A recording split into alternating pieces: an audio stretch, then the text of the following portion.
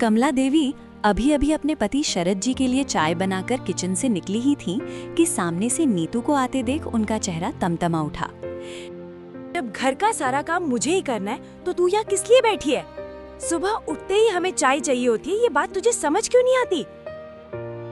मैं करने ही जा रही थी, बस सोनू को जल्दी ऑफिस निकलना था, उसके कपड़े प्रेस करते करते देर हो गई। हाँ, बहाना तो तेरा हमेशा तैयार रहता है। नीतू को शादी करके आए अभी 5 महीना ही हुआ था। इस घर में आते ही उसे लगने लगा था जैसे आजादी कहीं पीछे छूट गई हो। बाहर जाना हो तो पूछना पड़ता, किसी रिश्तेदार के यहाँ जाना हो तो भी पूछना पड़ता, और अगर छोटी सी गलती हो जाए तो पूरे दिन गाली खानी पड़ती। कभी खाना देर से देना, यही उसकी सजा बन गई थी।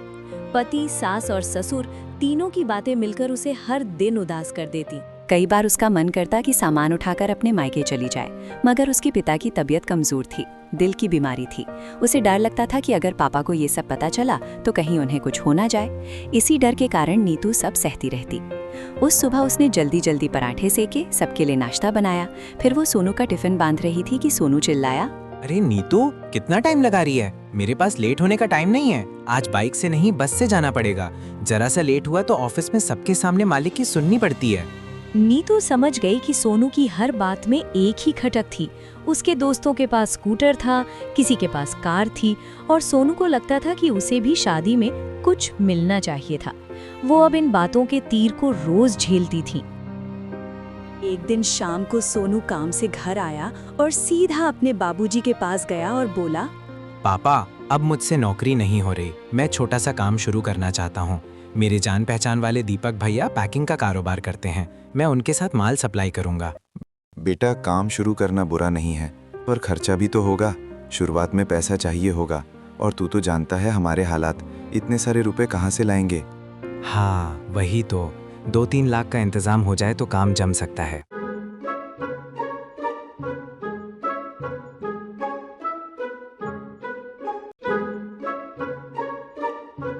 सरद जी का पड़ोसी रामलाल जी आते हैं और कहने लगे, सरद भाई, तुमको पता है कल हमारे अजीज मित्र श्यामा प्रसाद जी के लड़के के लिए रिश्ता आया था। लड़की वालों ने एक स्कॉर्पियो गाड़ी और 10 लाख रुपए भेंट में देने का वादा किया है। भाई साहब, किस्मत हो तो श्यामा प्रसाद के लड़के जैसी, वरना हमारे सोनू को तो फूटी कौड़ी नहीं मिली। छोड़ो भी रामलाल, क्यों आग में घी डालने का काम कर रहा है रे? इनकी लड़ाई अब दीवार के पीछे जाकर मजे से देखूंगा और पूरे गांव के लोगों को बताऊंगा। मजा आएगा।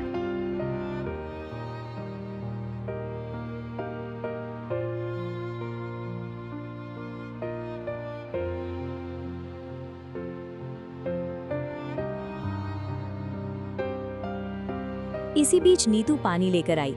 सोनू ने उसे ऊपर से नीचे देखा और ऐसे बोला जैसे कोई आदेश दे रहा हो।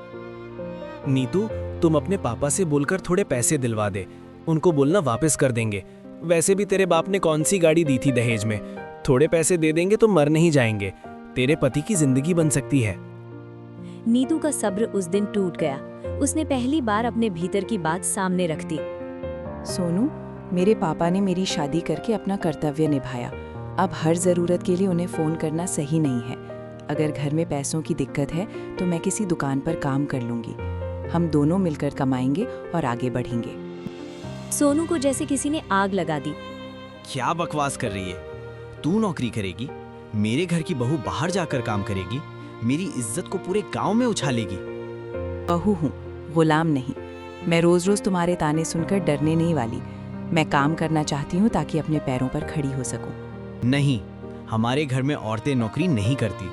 अगर तुझे काम करने का इतना ही शौक है तो जा अपने पीहर चली जा और किसी दूसरे से शादी कर ले। चिल्लाओ मत, मैं चली जाऊंगी, लेकिन अब मैं चुप नहीं रहूंगी। मैंने फैसला ले लिया है। अब मैं अपने साथ हुए गलत व्यवहार का जवाब दूंगी। क्या मतलब है तेरा? तू मुझे धमकी दे रही है?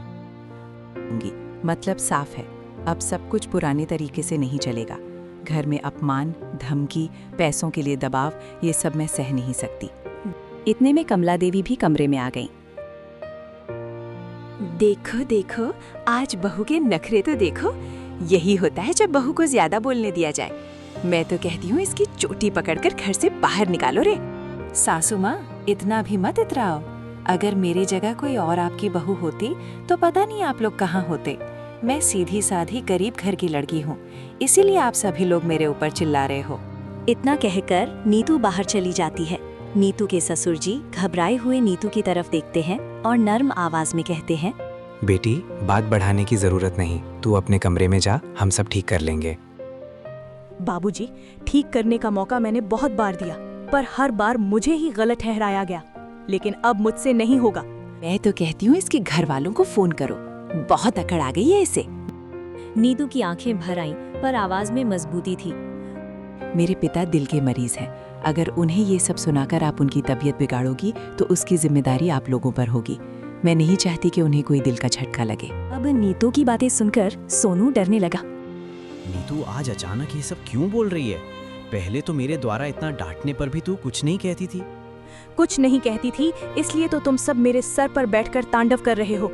अगर पहले बोलती तो शायद ये दिन नहीं देखने पड़ते। लेकिन मैं हमेशा सोचती कि आप सब एक दिन बदलकर मुझसे प्यार करोगे और माँ जी, आप भी मुझे अपनी बेटी मानोगी। लेकिन मैं गलत थी। हाँ बहू, जा जा जहाँ जाना है जा।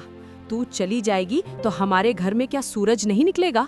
4 दिन भटकोगी तो अकड़ अपने आप टिकाने आ जाएगी, तब यही सास अच्छी लगने लगेगी। माँ, जाने दो इसे, वैसे भी अब रात होने वाली है, कहाँ जाएगी ये? उसी रात नीतू ने अपना जरूरी सामान एक बैग में रखा। उसने किसी से लड़ाई नहीं की, बस फैसला किया। घर के दरवाजे पर खड़े होकर उसने तीनों से कहा, मैं जा रही हूँ। अगर आप लोग मेरे पिता को डराने धमकाने की कोशिश करेंगे या मेरे सामान को रोकेंगे तो मैं अपने हक के लिए सरकारी कार्यालय में शिकायत करूंगी। अब मुझे अकेला मत समझिए। वो रात में ही अपनी बचपन की दोस्त रीमा के पास चली गई। सुनो सोनू की माँ, तुम माँ बेटे ने मिलकर यह क्या कर दिया? मेरी सीधी साधी बहू ने घर छोड़ दिया। तुम दोनों के लालच ने मेरी बेटी जैसी बहू को बहुत परेशान किया। आज बहू जिस हिसाब से गई है, मुझे नहीं लगता वो कभी वापस आएगी। मैं अच्छे से जानती हूँ इन बहुओं के नाटक को। ये 2 दिन बाप के घर भूख मरेगी तो वापस नाक रगड़ कर आएगी। है क्या इसके बाप के पास? और अगर नहीं भी आई तो मैं ऐसी 10 बहू ला सकती हूँ मेरे सोनू के लिए। दीदी, डरने की कोई बात नहीं है। तू जितने महीने यहाँ रुकना चाहो यहीं रुक जाओ। कल सुबह हम बात करेंगे। और हाँ, मेरी कंपनी में रिसेप्शन डेस्क पर एक नौकरी की जगह खाली है, मैं मैनेजर से कह दूंगी। अगले कुछ हफ्तों में नीतू ने काम शुरू किया। पहली सैलरी हाथ में आई तो उसे लगा जैसे पहली बार उसने अपनी सांस वापस पाई हो। वो समय पर उठती, काम पर जाती, थकती जरूर थी लेकिन डर नहीं था। धीरे धीरे उसने अपना आत्मविश्वास दोबारा जोड़ लिया। एक दिन वो हिम्मत करके अपने पिता के पास गई। उसने उन्हें शांति से सब बता दिया। पिता की आंखें नम हो गईं। बेटी, तूने पहले क्यों नहीं बताया? पापा, मैं आपको परेशान नहीं करना चाहती थी। मेरी ये हालत देखकर आपकी तबीयत और बिगड़ सकती थी, लेकिन अब सब ठीक कर दिया। पर इतना कमजोर नहीं कि अपनी बेटी का दुख ना सुन सकूं। तू चाहती तो घर आ सकती थी। पापा, अभी नहीं। मैं चाहती हूँ कि मैं अपने पैरों पर खड़ी रहूं।